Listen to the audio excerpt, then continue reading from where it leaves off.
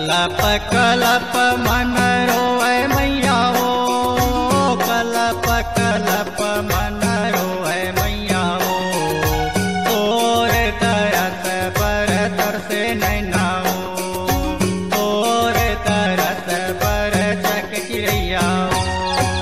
कलप कलप मन रोए मैया हो, कलप कलप मन रोए मैया हो, तोर तरस पर तरसे नैना हो, तोर तरस पर चक चिड़ैया हो।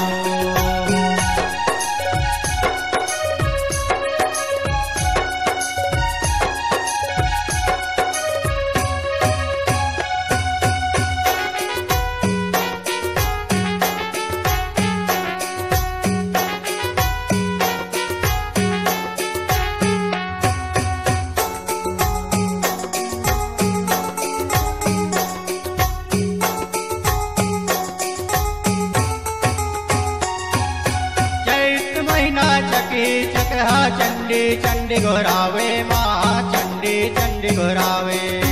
बैसक में वो बगुला भगत हर बिंदवासनी लगावे माँ बिंदवासनी लगावे। चैत महीना चकी चकहा चंडी चंडी घोरावे माँ चंडी चंडी घोरावे। बैसक में वो बगुला भगत हर बिंदवासनी लगावे माँ बिंदवासनी लगावे। जेठ महीना जल कुकरा हर ज्वाला रानी बनावे, जेठ महीना जल कुकरा हर ज्वाला रानी बनावे। आषाढ़ महीना यल गोजवा आनंदी बात बुलावे मैया हो, तोरे तरस पर तरसे नैना हो, तोरे तरस पर चक चिड़ैया हो।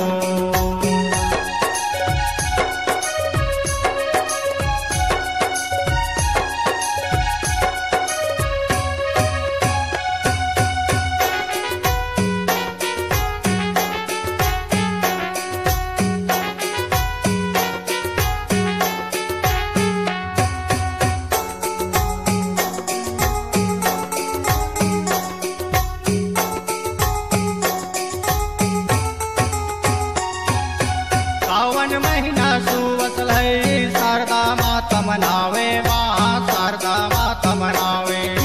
भादो महीना भरे चिड़ै भवानी के जैसे गावे माँ भवानी के जैसे गावे। सावन महीना सुवसल है शारदा माता मनावे माँ शारदा माता मनावे। भादो महीना भरे चिड़ै भवानी के जैसे गावे माँ भवानी के जैसे गावे। कुंवर महीना कौआ कोयले कंकालिन गोहरावे, कुंवर महीना कौआ कोयले कंकालिन गोहरावे। कार्तिक कट्टे खोले वा कामाख्या देवी सरावे मैया हो, तोरे तरस पर तरसे नैना हो, तोरे तरस पर चक चिड़ैया हो।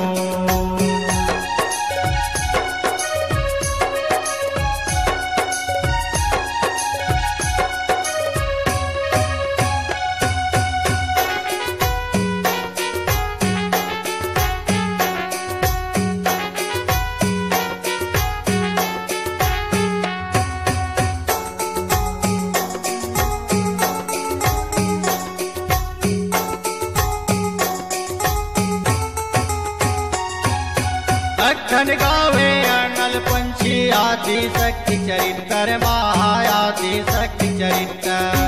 पूस पढ़ के पंडुप गावे पार्वती जसु घर महा पार्वती जसु घर। अखन गावे अनल पंछी आदि शक्ति चरित्र महायादि शक्ति चरित्र। पूस पढ़ के पंडुप गावे पार्वती जसु घर महा पार्वती जसु घर। मांग में महीना मंजूर तरसे महामाया दर्शन पर, मांग में महीना मंजूर तरसे महामाया दर्शन पर।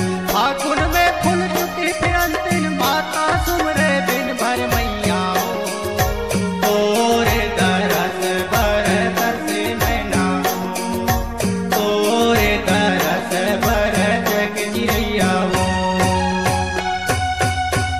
कलप कलप मन रोए मैया हो, कलप कलप मन रोए मैया हो, तोर करस पर तरसे नैना हो, तोर करस पर चक चिड़ैया हो। कलप कलप मन रोए मैया हो, कलप कलप मन रोए मैया हो, तोर करस पर तरसे नैना हो, तोर करस पर चक चिड़ैया हो।